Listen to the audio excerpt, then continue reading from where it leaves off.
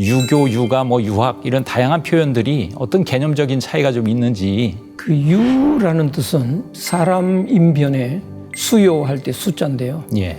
꼭 필요한 사람이라는 뜻입니다. 어떤 사람이 필요하냐 하면 진리를 알고 실천하는 사람, 그런 사람을 유라고 하는데요. 그 한국의 유학은 당군 때의 우리 고유 사상이 그대로 흘러내려오는 하나의 흐름이 있고, 또 하나는 한국의 고유 사상이 중국으로 가서 중국에서 그 공자, 맹자 등의 손에 의하여 정리가 됐습니다.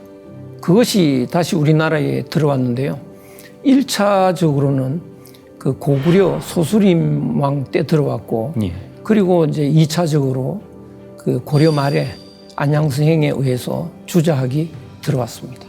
그래서 그 두 줄기가 하나로 융합이 돼서 독특한 한국 유학이 형성이 돼 있습니다. 그 책에 보면 이제 그 대표적으로 고대 철학의 두 경전으로 천부경과 또 삼일신고를 언급하고 계시던데, 온도가 내려가면 얼어붙어서 형태가 또 되고, 또 온도가 올라가면 그게 녹아서 물이 되는 것처럼 하나의 그 요소가 여러 가지 요인에 따라서 물체가 되기도 하고 보이기도 하고 사라지기도 하지만 본질에서는 일체 변화가 없습니다. 모든 얼음을 그 본질에서 보면 모양이 달라도 전부 하나다라는 것을 알게 되는 것처럼 천부경의 철학은 이 세상을 하나로 융합시키는 위대한 철학을 갖고 있습니다. 맑은 물에서 얼음이 얼면 투명한 얼음이 잔뜩 얼게 되는데요. 얼음이 어는 과정에서 찌꺼기가 끼어드는 수가 있습니다. 그러면 이제 오염된 얼음 덩어리가 생기는 거죠. 그 오염된 얼음 덩어리는 물과 달라지는 겁니다. 그것처럼 그 하늘과 사람이 본질적으로 같은 건데요. 사람이 되면서 그 하늘의 요소가 아닌 찌꺼기가 끼어 들어갈 수가 있습니다. 그 점을 이제 삼일신고에서는 정리를 해놨습니다.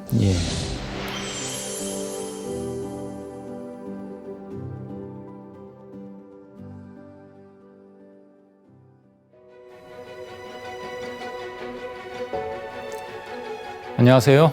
대한사랑 초대석 시간입니다.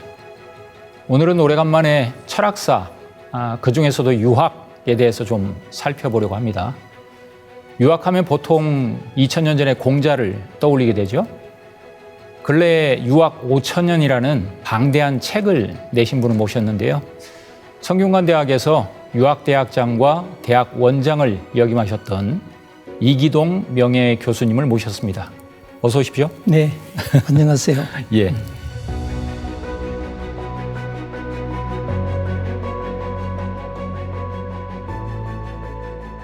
이렇게 또 오래간만에 뵙습니다. 네, 반갑습니다.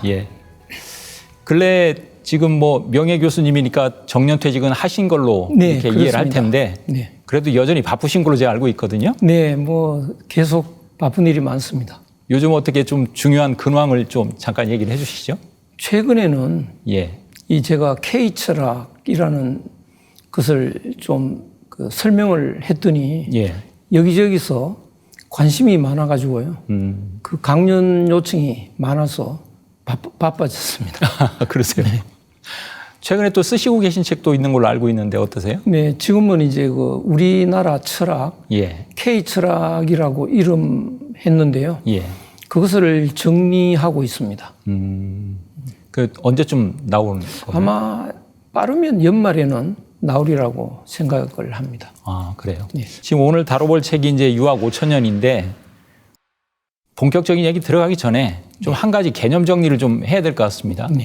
오늘 제가 소개는 유학이라는 표현을 썼는데 흔히 이제 4대 종교 중에 또 유교를 얘기하기도 하잖아요. 종교적인 개념에서 쓰는 표현도 있고 또 제자백가의 하나인 유가로 표현하기도 하는데 유교, 육아, 유학 이런 다양한 표현들이 어떤 개념적인 차이가 좀 있는지 그 얘기를 좀 먼저 해주시면 좋을 것 같습니다. 그 유라는 뜻은 사람 인변에 수요할 때 숫자인데요. 꼭 필요한 사람이라는 뜻입니다.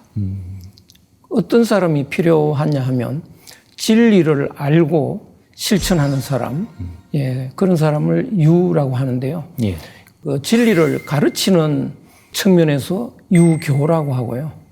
진리를 배우는 측면에서 유학이라고 합니다. 또 진리를 실천하는 측면에서는 유도라 하고요. 그런 사람들이라는 측면에서 유가라고 하고 다양하게 쓰고 있습니다. 예. 지금 이제 유학 5,000년, 뭐 앞에서도 얘기했지만 우리가 흔히 유학을 얘기하면 이제 2,000년 전에 공자로부터 이제 시작이 된 걸로 많이 알고 있는데 이 유학 5,000년이라는 이런 통사를 지필하게 된 어떤 계기가 있으신가요? 공자는 유학을 만드신 분들로 많이들 알고 계시는데요. 예. 그 만드신 분이 아닙니다. 예. 본인이 공자 자신이 말씀하셨듯이 나는 새로운 걸 만든 것이 없다. 그 과거에 있던 것을 이어받아서 정리했다라고 말을 했는데요. 그 과거의 것은 언제부터냐? 대개 한 5,000년 전쯤으로 거슬러 올라갑니다. 예. 근데 그때는 그 중국, 한국 이런 구분이 없었는데요. 그 공자 사상의 뿌리가 그 발원지가 바로 한국이라고 할 수 있습니다. 그래서 유학 5,000년의 출발점을 한국 고대로 그 잡아서 5,000년 역사를 정리하게 됐습니다. 예. 그럼 5,000년이라는 표현을 쓰신 것 자체가 네. 그런 의미를 담고 있는 거군요. 네, 네, 그렇습니다. 예. 그러면 이제 지금 설명으로 보면 이제 한국 유학 5,000년에서 보면 중국 편이 있고 한국 편이 있고 일본 그다음에 베트남도 이렇게 다룬 걸로 제가 알고 있는데 한국의 유학사도 보통 이제 우리는 고려 시대에 안향의 주작 도입을 본격적인 어떤 유학의 시작으로 많이들 알고 있는데 훨씬 다르게 좀 봐야 되겠군요. 네. 그 한국의 유학은 흐름이 두 줄기로 되어 있는데요. 예. 그 당군 때의 우리 고유 사상이 그대로 흘러내려오는 하나의 흐름이 있고 또 하나는 한국의 고유 사상이 중국으로 가서 예. 중국에서 그 공자, 맹자 등의 손에 의하여 정리가 됐습니다. 그것이 다시 우리나라에 들어왔는데요. 1차적으로는 그 고구려 소수림 왕 때 들어왔고 예. 그리고 이제 2차적으로 그 고려 말에 안양스행에 의해서 주자학이 들어왔습니다. 그래서 그 두 줄기가 하나로 융합이 돼서 독특한 한국 유학이 형성이 되어 있습니다. 그럼 한국의 유학은 말 그대로 한국사를 바탕으로 해서 이해를 좀 해야 되겠군요. 예, 그렇습니다. 예. 예. 지금 책 서문에 보면 교수님께서는 이제 역사를 이해하기 위해서는 철학사가 대단히 중요하다. 이런 말씀을 좀 강조를 하셨어요. 네. 좀 복잡한데요. 간단히 그 비유를 들어보겠습니다. 예. 한 그루의 나무의 1년의 역사를 보면 봄에 잎이 피고 또 여름에 무성하게 우거지고요. 가을에 단풍이 들어서 낙엽으로 떨어지는 그것이 한 그루 나무의 1년의 역사인데요. 예. 근데 그 역사의 흐름은 사실은 눈에 보이지 않는 뿌리에 있습니다. 그 잎이 피는 것은 뿌리에서 물을 올려주기 때문이고요. 무성해지는 것은 물을 많이 올려주는 거고요. 단풍이 들고 낙엽이 지는 것은 물을 올려주지 않기 때문입니다. 그래서 뿌리가 하는 일을 알면 그 잎의 역사를 알 수가 있는데요. 그 뿌리가 하는 일을 우리는 철학의 역사로 이해하시면 되겠습니다. 예. 이제 유학 5,000년 중에서 한국의 유학편을 보다 보면 이제 목차가 지금 단군 조선 시대로부터 근세 조선까지 쭉 통사적으로 정리가 돼 있잖아요. 그 중에 보면 일부가 이제 유학 원형인 단군 조선 시대의 고대 철학 사상을 다루고 있잖아요. 네. 근데 우리가 이제 흔히 역사 공부를 하다 보면 시대 구분을 단군 조선 시대 같은 경우는 신석기 후기나 또는 뭐 청동기 시대로 이렇게 구분하다 보니까 도구 중심의 시대 구분을 하고 있거든요. 교과서에서도 그렇게 가르치고. 그러다 보니까 교수님의 이런 어떤 부분을 보면서 독자들이 그런 생각을 할 수도 있을 것 같아요. 고대에 무슨 철학 사상이 있었다고? 뭐 이런 생각을 하실 수도 있을 것 같은데 어떻습니까? 단군 조선 시대의 우리 고대 철학 사상을 뭐라고 이렇게 좀 설명을 해 주시겠어요? 단군 조선 시대에 우리의 고유 철학, 저는 그 매우 자랑스러운 철학으로 보는데요. 예. 우리는 그런 철학이 없는 줄 알았습니다. 그래서 학계에서도요, 한국 고유 철학은 없다라고들 합니다. 예. 그런데 그것을 우리가 몰라서 그런데요. 그 신라 때 최춘 선생이 우리 고유의 철학이 있다. 나라에 현묘한 도가 있으니 이것을 일러 풍류라고 한다.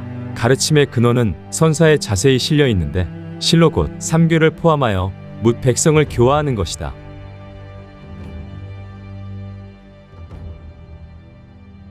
신비하고 오묘하다 이런 말을 이제 남긴 적이 있는데 그것이 어디에 있는지 또 어떤 건지 알 수가 없었는데요. 오늘날 그 내용이 남아 있습니다. 예. 놀랍게도요. 환단고기라는 책에 그 철학의 원형이 남아 있는데요. 예. 놀라운 철학이라는 걸 알게 됐습니다.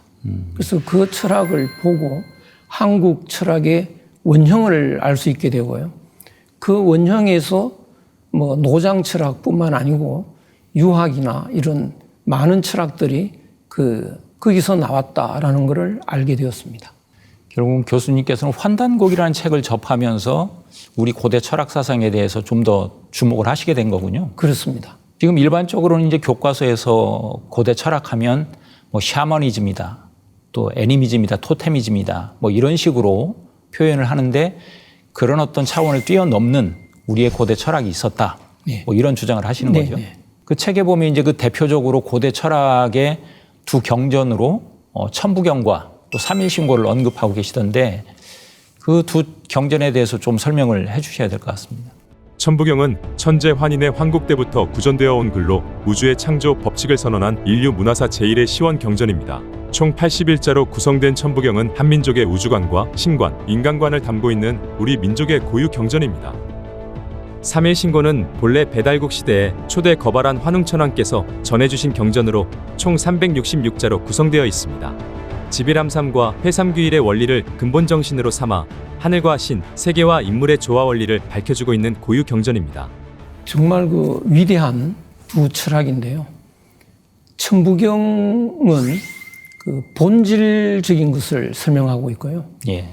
삼일신고는 본질을 바탕으로 일어나는 이 세상의 현상을 설명하고 있습니다. 그래서 이 두 경전을 아우르면 본질과 현상이 너무나 잘 설명이 되고요. 예. 오늘날 우리들이 놓치고 있는 것까지 고스란히 설명이 가능합니다.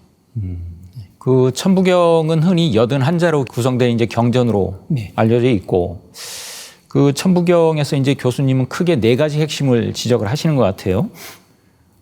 방금 말씀하신 부분도 있지만 어떤 천부경은 존재의 본질인 하나, 뭐 이 하나 사상을 강조하시는 것 같은데 좀 설명을 해 주시죠.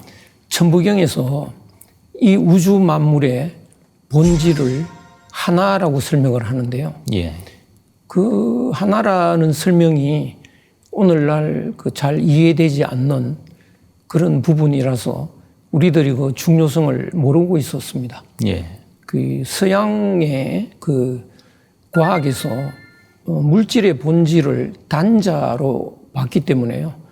그 단자는 알갱이이고 그래서 기본적으로 구분되어 있는 건데 하나라는 철학을 도무지 이해할 수가 없었던 거죠. 그런데 최근에 이제 양자 물리학 이런 것이 나오면서요.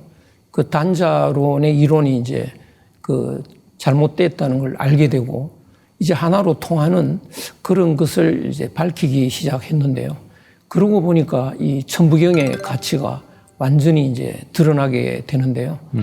그 하나라는 것을 가장 쉽게 비유를 하면 이렇습니다. 커다란 호수에 얼음들이 잔뜩 얼어서 떠 있는 것을 우리가 본다면 예.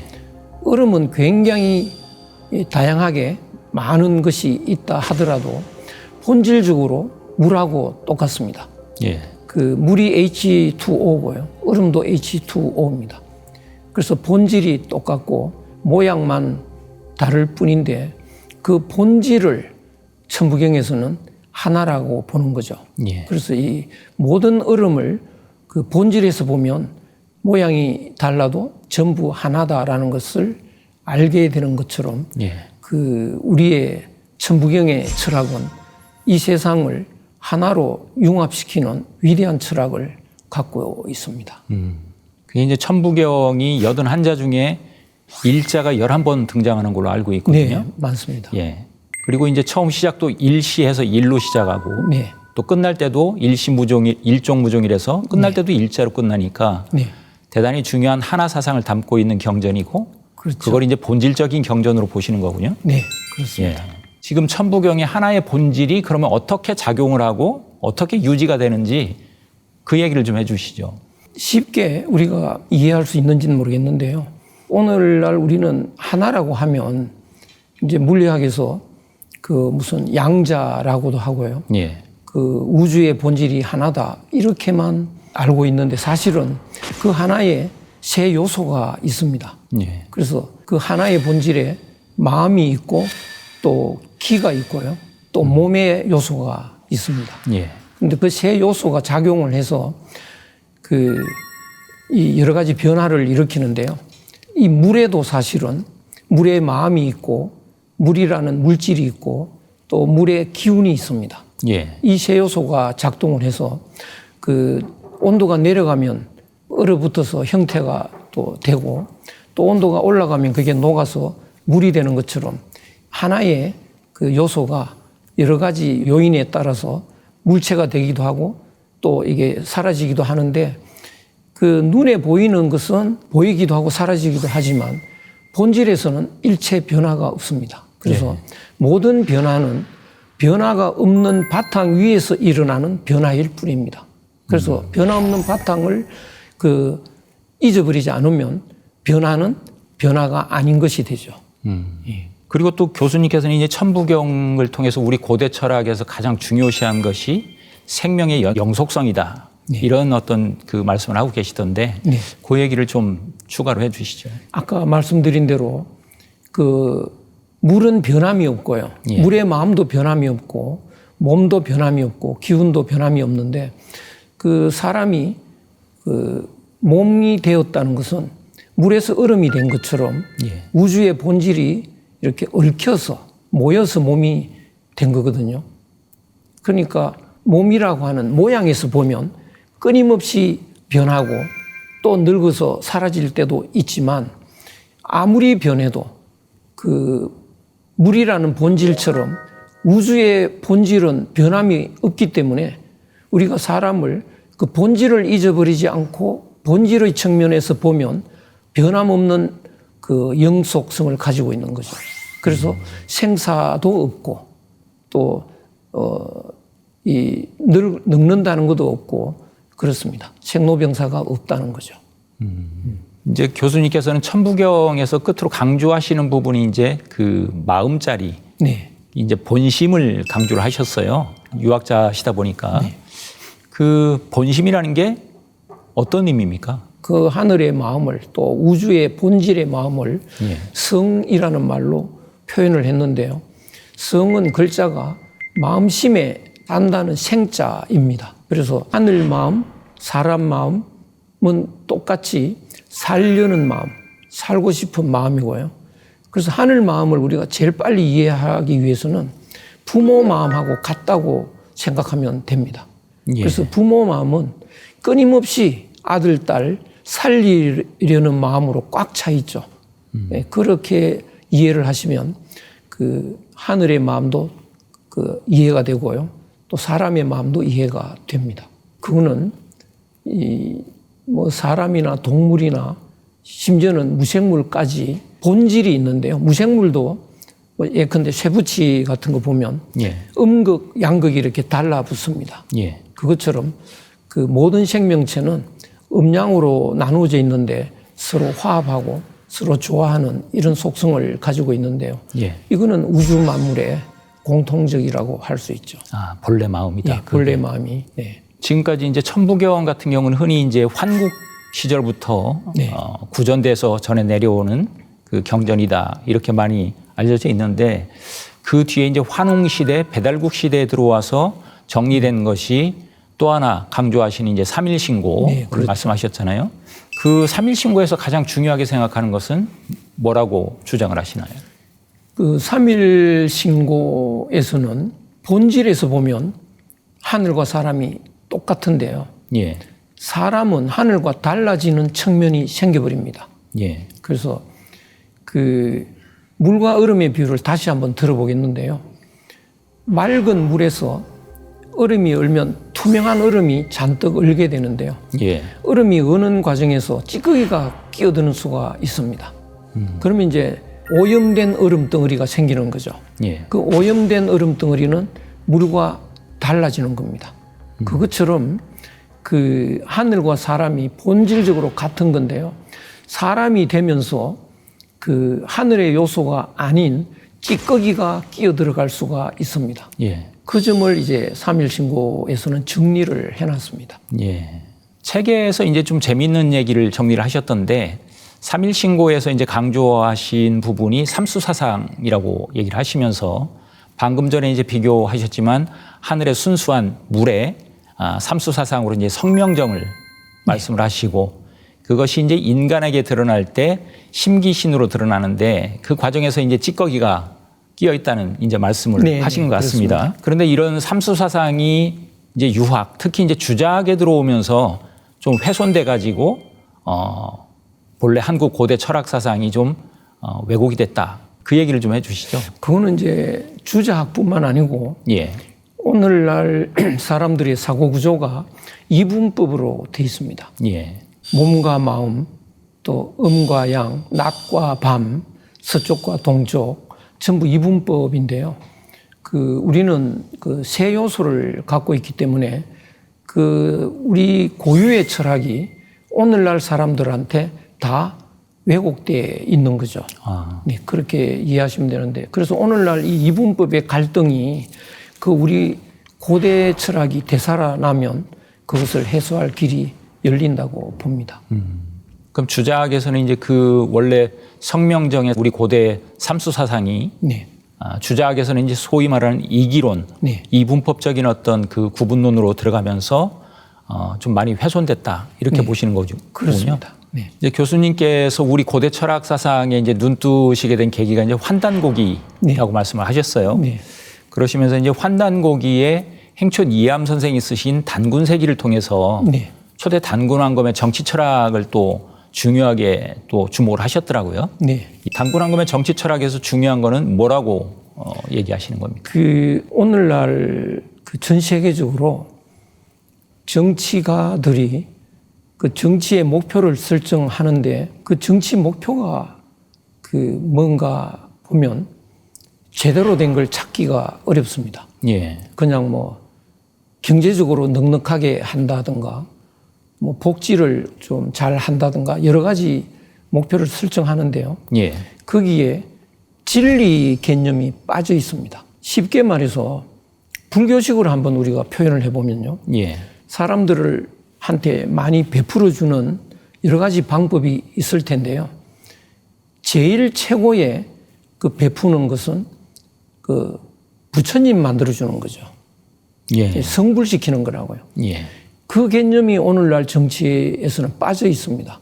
그런데 당군 그의 정치 철학의 핵심이 바로 예. 모든 사람을 부처님처럼 만드는 가장 위대한 정치 철학이 들어있죠. 예. 구체적으로 어떤 구절을 가지고 그 말씀을 하시는 건지. 사람은 그 하늘 문에서 나왔기 때문에 하늘의 모습으로 살아야 한다. 예. 우리가 그 모든 기준을 그 하늘처럼 되는 것, 그 기준으로 살도록 유도하는 것, 그것이 예. 정치인데요. 정자는 그게 바를 정자에 이렇게 손으로 인도한다는 뜻인데요. 바르게 인도하는 게 정치인데요. 우리의 존재의 본질을 하늘이라고 한다면 예. 본질에 따라서 사는 것, 그것이 가장 바른 건데요. 예. 그러면 이제 우리가 본질을 잃어버린 사람들이 불행의 늪에서 헤매고 있는데요. 예. 이때 정치가 필요한 겁니다. 예. 그래서 그 행복하게 해주는 그 가장 원초적인 것이 본질을 회복하게 하는 것, 예. 바른 모습으로 살게 하는 것, 그것인데요.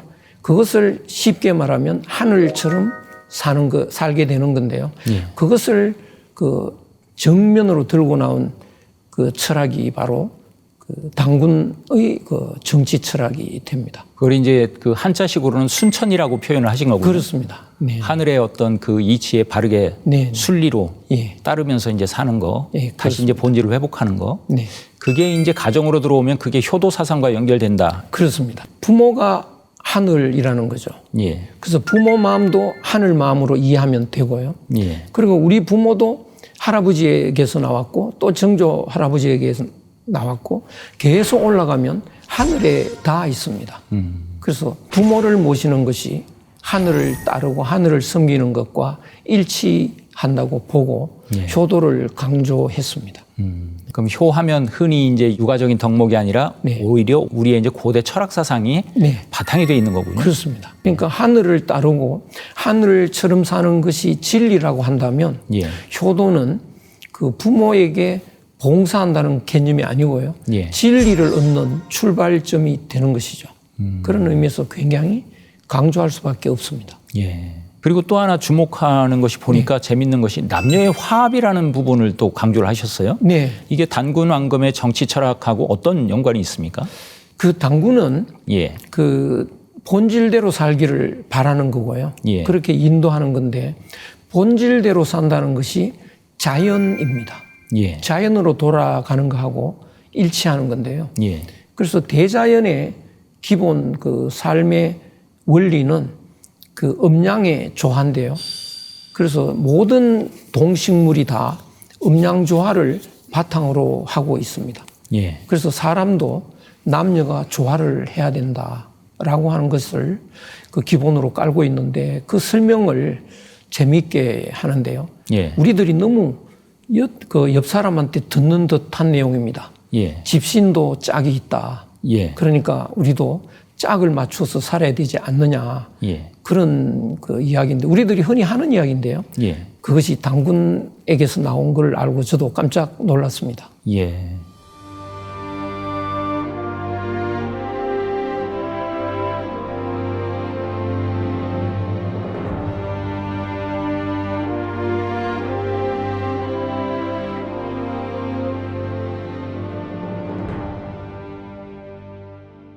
뭐 남녀의 화합 얘기하면 흔히 요즘 젊은 사람들이 생각하기에는 뭐 결혼을 얘기하는 거냐 네. 그렇게 의문을 좀 가질 수도 있겠는데 네. 단순히 이게 남녀의 화합이라는 게 뭐 결혼 제도만을 얘기하는 게 아니잖아요. 네, 그렇습니다. 예. 모든 그 단체나 모든 활동에 남녀가 화합하는 게 깔려 있고요. 예. 그 심지어 할아버지들의 단체에 가서 소풍 갔다 오라고 하면 잘 안 가십니다. 할머니가 합류하면 같이 가시죠. 예. 그러니까 산다는 것이 예. 음양의 조화인데요. 예. 그래서 결혼이 굉장히 중요합니다. 그래서 우리 그 유학이라든가 우리 전통에서는 늘 결혼을 이제 강조하는데요. 예. 그래서 집신도 짝이 있다는 것은 예. 아무렇게 결혼하는 게 아니고요. 예. 내하고 어울리는 짝을 찾는다는 겁니다. 그래서 그 오늘날 사람들은 되게 욕심이 많아서요. 욕심 채울 상대를 찾거든요. 예. 그건 잘못입니다. 내한테 가장 어울리는 사람이 누구냐. 그래서 내가 저 사람한테 정말 필요하다. 그런 사람을 그 찾는 것. 그것이 우선되는 게 좋겠습니다. 예. 지금 말씀을 듣다 보니까 지금 우리 사회의 가장 큰 문제 중에 하나가 뭐 세대 갈등과 함께 또 떠오른 것이 젠더 갈등인데 네. 우리 고대 철학 사상 또 유학자가 말씀해 주시는 우리 고대 철학 사상의 그 남녀의 화합 정신, 포용의 정신 이걸 강조해 주시니까 우리가 좀 더 깊이 들여다봐야 되지 않겠는가 이런 생각이 좀 듭니다. 네. 그 갈등이 생기는 것은요. 다르기 때문인데 예. 하나가 되면 다른 것이 조화라는 것을 깨닫게 됩니다. 하모니죠? 예, 하나가 된다고 하면요. 예. 나무를 보면 그 하나의 나무인데 첫 번째 가지가 오른쪽으로 가면 두 번째 가지는 왼쪽으로 갑니다. 예. 그래야 나무가 모양이 잡힙니다. 그렇죠. 그것처럼 그 부부 간에라도요. 이 첫 번째 오른쪽으로 가는 게 남편이라면 두 번째 왼쪽으로 가는 건 부인이라고요. 예. 그래서 달라야 되는데 그래야 조화가 되는데 그 다른 것 때문에 자기 방향과 다르다고 갈등을 일으키죠. 그것은 하나라는 것을 상실해서 그렇습니다. 예, 그래서 그 남자가 볼 때 남자는 좀 무모한 데가 있고요. 일을 잘 저지릅니다. 그런데 부인은 꼼꼼하고 남자가 하는 거를 응하지 않고 좀 말리는 성격이 있죠. 지금 말씀하시는 건 일반론적인 개념에서 일반론적으로 그렇습니다. 그러면 이제 서로 갈등을 이제 가지고 서로 잔소리라고 우기는데요. 그래야 집안이 되는 겁니다. 그래서 그 하나의 입장에서 보면 다른 것이 얼마나 어울리는데 도움이 되는 건지 그걸 알게 되면 갈등이 없어지겠죠.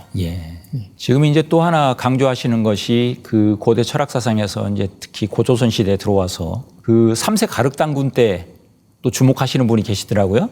을보록의 이제 철학 사상에 주목을 하시면서 수신에 대해서 이렇게 또 강조를 하셨어요.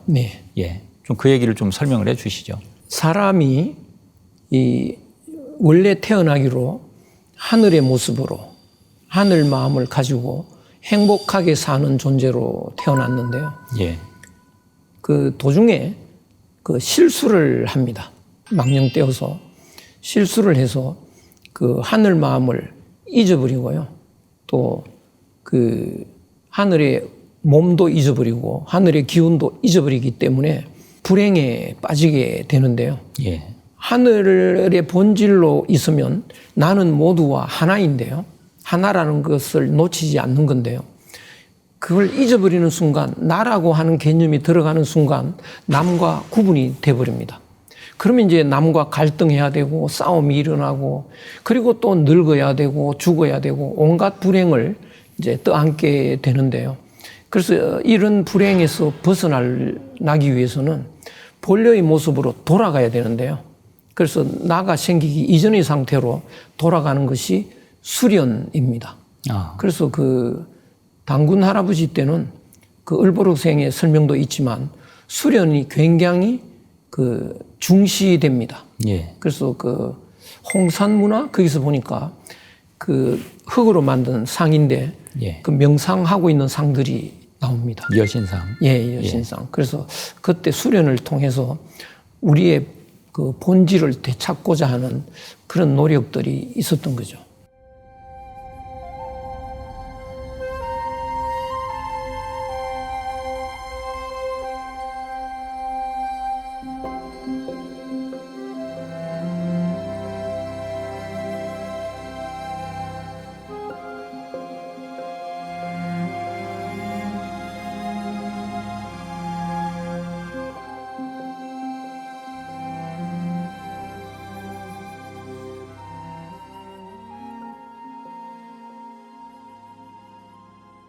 그 을보록 선생의 수신의 어떤 목표와 방법 그리고 이제 그 어떤 단계까지 가야 되는 거를 지향을 했는지 그 얘기를 좀 보충적으로 해주시죠. 되게 이제 사람이 타락하면 할수록 욕심이 많아지고 욕심에 그 갇히게 됩니다.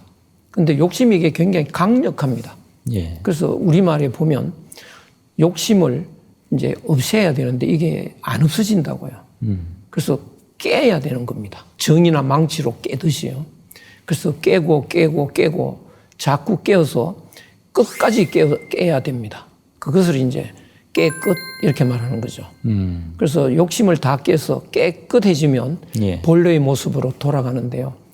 그런 수련이 된 사람이 하는 일은 다 깨끗합니다. 그런 사람이 그 정치를 하면 정치도 깨끗하게 하고요. 그런 사람이 그 선생이 되면 그 교육을 깨끗하게 하고 이렇게 되는데요. 그 욕심을 가지고 내 것 챙기는 것을 우리는 아름이라고 합니다. 아름은 내 사적인 걸 아름이라고 하죠. 한아름 요건 내 거라고요. 그래서 아름을 없애야 되는 건데 욕심을 깨는 건 아름을 없애는 거라고요. 그래서 덜 없애면 덜 없다 이렇게 되면 이제 덜 없다가 되는데요. 다 없애면 아름이 다 없어지죠. 아름 다 없다. 그래서 아름답다가 되는데요. 깨끗한 사람은 아름답습니다. 그래서 모든 걸 아름답게 하게 되죠. 그래서 우리는 깨끗해야 되고 아름다워져야 되고요. 행복해야 되고 그렇게 하기 위해서 열심히 수련을 해야 되는 것이죠. 예. 그래서 이제 그 을보록 선생의 이제 수신의 가치를 실현하기 위해서는 이 교육이 중요하다. 뭐 이런 말씀을 또 하신 것 같아요. 지금 우리 사회에 보면 얼마 전 뉴스에도 나왔지만 4세고시 또 7세고시 이런 얘기들이 있습니다. 흔히 의대를 가기 위해서 7살 때부터 준비한다는 뭐 그런 사회 현상을 얘기를 하고 있는데 어떻습니까? 어떤 교육의 방향성으로 우리가 나가야 될 거라고 생각을 하시는지. 그 교육의 목표는 예. 바탕이 하나여야 합니다. 뭐냐면 그 사람 되는 교육. 예. 우리나라 사람들은 그 인간성을 잃어버린 사람을 사람이라고 하지 않고 짐승이라고 합니다. 야, 이 짐승 새끼야 막 이렇게 욕하기도 하고요. 예. 이 제발 사람 좀 되라고 이런 말을 하는데요. 그래서 우리가 그 인간의 마음을 잃어버린 짐승으로 살 수는 없죠. 예. 그래서 그 짐승으로 산다는 것 자체가 한이 맺히는 겁니다. 그래서 우리나라 사람이 한이 많은데요. 그래서 가장 중요한 것은 모든 목표는 일단 사람이 되고 난 뒤에 어떤 일을 해야지 사람이 안 된 상태에서 어떤 목표 설정을 하면 이거는 큰 문제가 생깁니다. 예. 그래서 7세 고시 이럴 때는 7세에 그 다른 데 목표를 두는 거라고요. 욕심 채우는 목표를 두는 겁니다. 그래서 예. 모든 교육의 바탕은 사람 되는 그 교육이 깔려 있어야 되고요. 사람이 된 뒤에 뭐 다른 이제 여러 직업들 그런 걸 목표로 삼아서 가야 되는데요. 예. 오늘은 그 사람 되는 교육이 사라져서요. 이 사회가 기본적으로 문란해지게 되는 것이죠. 지금 말씀을 듣다 보니까 결국은 교육이라는 것은 네. 뭔가 본질을 추구하는 것이 바탕이 돼야 된다. 그렇습니다. 이 말씀을 하시는 예, 거네요. 우리 사회에서 우리 고대 철학 사상에 주목을 하면서 네. 그런 것들을 바탕으로 한 교육 철학이 좀 새로 네. 정리가 돼야 된다는 뭐 그런 생각이 듭니다. 결국 뭐 지금까지 그 천부경과 삼일신고 그리고 이제 단군 세계에 등장하는 단군왕검을 비롯한 단군 조선 시대의 어떤 철학 사상 몇 가지를 말씀을 하셨는데 이런 우리의 고대 한국 철학 사상의 가치는 어디에 있다고 정리를 해주시겠습니까? 뭐 굉장히 많은데요. 예. 오늘날 문제를 다 해결할 수 있는 바탕을 깔고 있는데요. 예. 그 우리의 그 세 요소 거기에서 보면 사람에게도 심기 신이 있고요. 예. 하늘에게 성명정이 있는데 우리의 그 이 3요소 굉장히 중요한데요. 오늘날 사람들은 이제 이분법으로 모든 걸 결정하려고 하는데요. 예. 마음과 몸, 낮과 밤, 너와 나, 뭐 자와 우, 동과 서, 뭐 이런 식으로 또 계층간에 뭐 전부 이분법인데요. 예. 이거는 결국은 투쟁과 그 혼란으로 끝나고 마는데요. 우리나라는 이분법이 아니고 가운데 기라는 것이 매개가 됩니다. 예. 마음과 몸 사이에 기가 있는 겁니다. 그래서 예. 마음이 몸을 움직인다 흔히들 말하지만요. 아픈 사람은 몸을 못 움직입니다. 그건 설명이 불가능하잖아요. 예. 마음이 몸을 움직이는 건데 못 움직이는 이유가 뭐냐. 그 설명이 안 되는 건데 마음이 몸을 움직이는 게 아니고요. 마음이 기를 움직입니다. 기가 몸을 움직이는 거죠. 예. 근데 기운이 빠지면 마음이 기운을 움직이려고 해도 기운이 빠지면 몸을 못 움직이게 되는 것이죠. 예. 그래서 마음과 몸 사이에 기가 있는데요. 이 기는 몸과 마음을 하나로 매개하는 매개체가 됩니다. 예. 그래서 저기서 보시면 그 이분법일 때는 언제나 이렇게 그 헤어지는 게 가능한데요. 예. 그 3분법이 되면 그 3요소가 되면 분리가 안 되고 융합이 돼버립니다. 예. 그래서 이것이 오늘날 이 그 분란이 일어나는 걸 해결하는 그 철학이 될 수 있는데요. 여기에서 보면 그 남녀가 둘이 이렇게 같이 있죠. 예. 이거는 오늘날 사람들이 저 남자와 저 사람이 하나가 돼 있다. 근데 어떻게 하나가 되느냐? 사랑을 매개로 해서 하나가 돼 있는데 하나가 돼 있다 하더라도 둘이 같이 있는 거지 완전히 하나가 일체가 되는 건 아닙니다. 예. 근데 둘이 같이 있는 그 조건이 뭐냐? 이것은 그 서양에서 말하는 계약설입니다. 사회계약론. 그래서 우리는 사랑하니까 같이 있자는 계약을 한 건데요. 예. 그 사랑을 안 하면 이제 자연히 그 분리되는 게 정상으로 보여지는데요. 예. 오른쪽 그림을 한번 보시면 예. 보키시와 그 여와라고 하는 부부인데요. 이 부부는 이렇게 뱅뱅뱅 꼬여가지고요. 예. 분리가 안 되게 만들어놨습니다. 예. 그래서 우리나라 사람들은 사랑을 해서 하나가 되면 완전히 하나가 돼서 분리가 안 되는 겁니다. 분리가 안 되는 하나가 되면 그 상대를 위해서 희생을 하게 됩니다. 예. 그래서 한국 영화나 드라마나 이런 데서 보면요. 사랑하는 사람이 위험에 빠지면 목숨 걸고 자기가 희생을 하는 거죠. 구하고 희생하는 이런 것들이 그 우리나라 문화 속에 들어있는데요. 예. 우리나라를 지칭하는 우리가 이족인데요. 예. 중국에서 동이족 이렇게 말을 하지만 이자를 보면 사람 인자에다가 이렇게 묶어놨죠. 예. 이거는 오른쪽 그림인 것처럼 완전히 하나가 돼서 우리는 풀어서 헤어질 수 없다는 뜻인데 중국 학자들이 우리를 비하하느라고 이자는 사람을 밧줄로 묶어놨다. 그래서 그 동이족은 노예이다. 뭐 이렇게 요새 누가 설명을 했습니다. 아, 그래요? 그게 막 정설처럼 막 떠돌아다니는데요. 그래요. 그 오른쪽 그림을 보면 완전히 다른 거죠. 예. 그래서 우리는 하나가 되면 그 분리하지 않고 완전히 행복을 느끼게 되는데 그래서 한국 사람은 혼자 있는 걸 몹시 외로워합니다. 우리가 원래 하나인데 따로 있다는 거 이것을 못 견디는 그래서 외로움을 많이 타는 사람들인데요. 예. 하나가 되면 이제 신바람이 나는 거죠. 그래서 그 하나가 되게 매게 해줄 수 있는 사람이 나타나면요. 신바람이 일어납니다. 그래서 우리가 하나 되기를 얼마나 좋아하는 민족인지 예. 그거를 이런 그림에서 알 수 있는 거고요. 예. 이런 이제 우리의 정서, 우리의 철학이 오늘날 분리되어서 그 외로워서 못 견디는 이 세상 사람들을 그 해소시켜주는 그 달래주는 오아시스 역할을 할 수 있는 그런 그런 원인이 될 수 있죠. 그래서 오늘날 그 한류 문화가 흥행하는 그 원인도 바로 이런 한국인의 정서와 사상에서 나온다. 이렇게 이해할 수 있겠습니다. 이 몸과 마음 이렇게 두 요소로 분리하면 마음을 중시하면 몸은 소외돼 버리죠. 밑으로 가라앉아 버리고요. 몸을 중심으로 하면 마음이 또 소외가 돼 버리는데요. 예. 가운데 기를 이렇게 붙들면 예. 마음과 몸이 그대로 다 딸려 올라옵니다. 그래서 소외되지 않고 조화를 이루는 그래서 기가 굉장히 중요한데요. 그 오늘날 사람들이 잃어버린 기의 기능을 우리가 찾아줄 수 있겠다 이런 생각이 듭니다.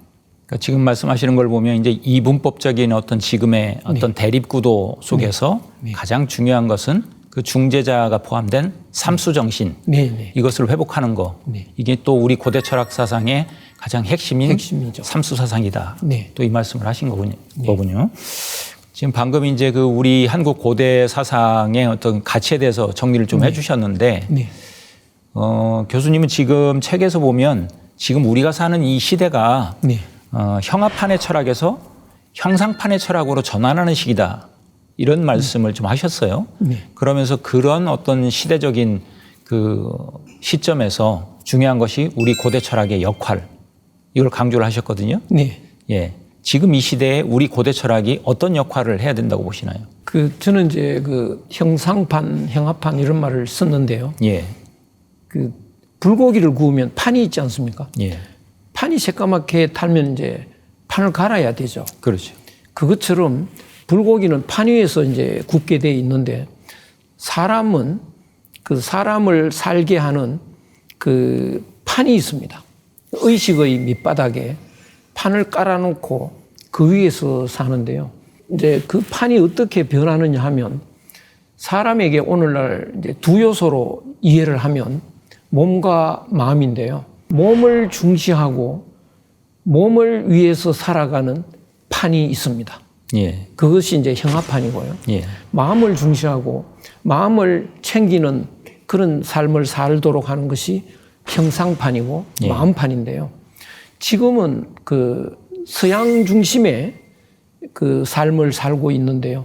오늘날 이제 서양 중심의 이런 삶을 살게 하는 그 판, 의식에 깔려 있는 판은 물질주의 판이고 형합판인 거죠.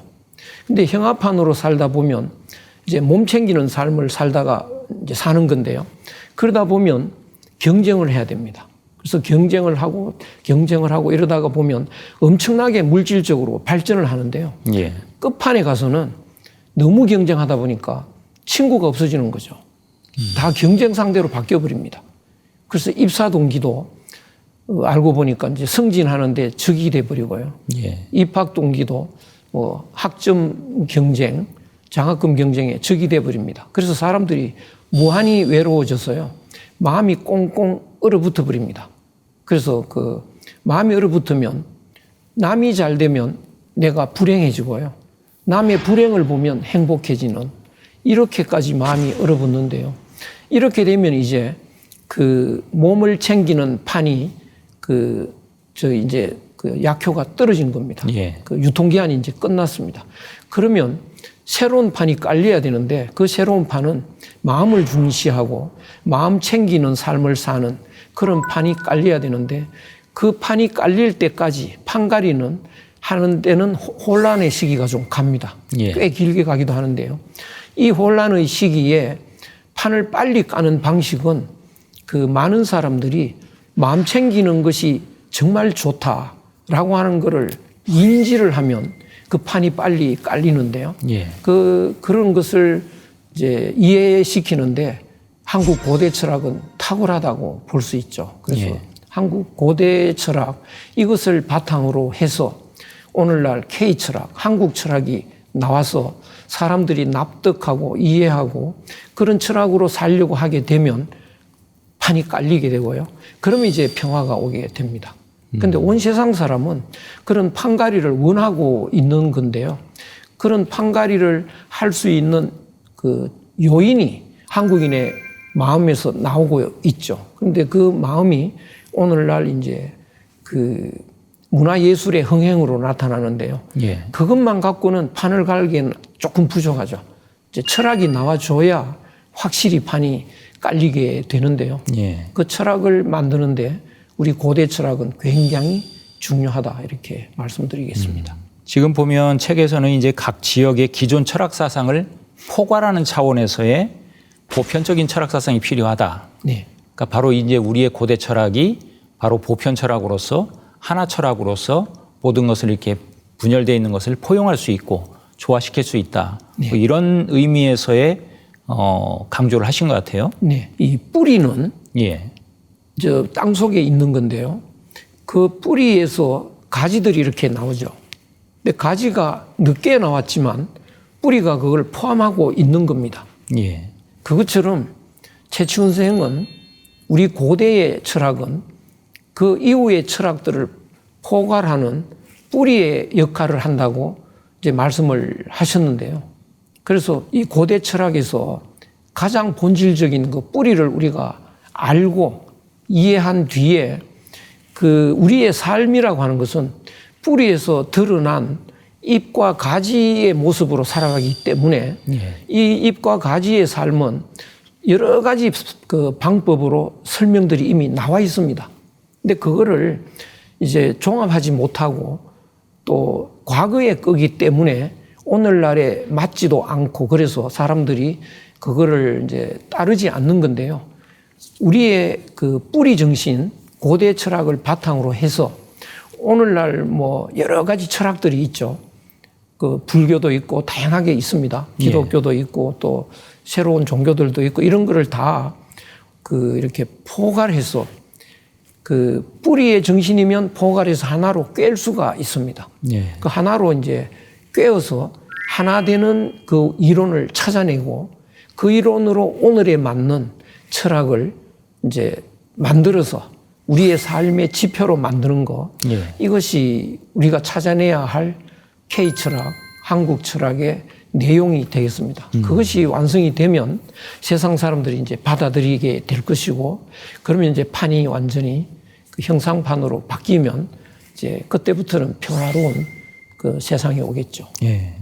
근데 더불어서 이제 우리의 그런 고대 철학의 역할이나 또 가치도 있지만 네. 어떤 한계나 문제점도 있을 거 아닙니까?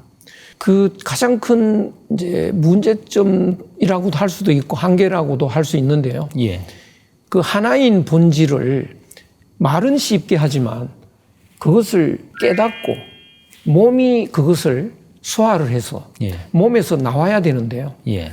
그것이 쉽지 않다는 데 있습니다. 실천의 문제인가요? 그 실천하기가 굉장히 어렵습니다. 왜 어려웠냐 하면 머리로는 그럴듯하지만 어른들이 사실은 물이지 않느냐 그러면 하나다라고 하는 건 이해는 되는데 예.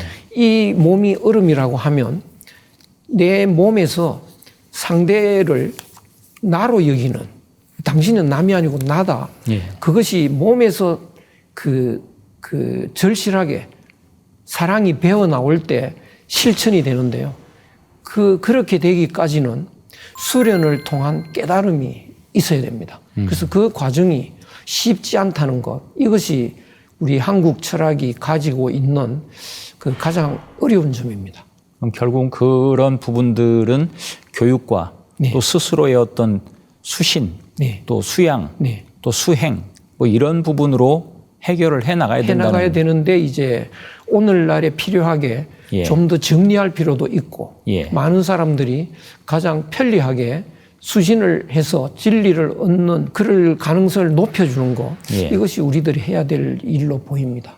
예. 어떤 통사적으로 이제 정리를 하셨으니까 우리 역사가 이제 여러 나라 시대를 거치면서 사국 시대를 거쳐서 삼국 시대로 넘어오잖아요. 고구려와 백제 시대의 유학은 공맹의 유학이 아니라 순자의 유학이었다. 뭐 이런 표현도 쓰셨어요. 고구려 소수리망 때 들어온 예. 유학은 그 한나라 때 들어온 유학입니다. 예. 전국시대 말기에 너무나 혼란하니까 그때 그 혼란을 막을 수 있는 철학을 여러 사상가들이 그거를 내놨는데요. 예.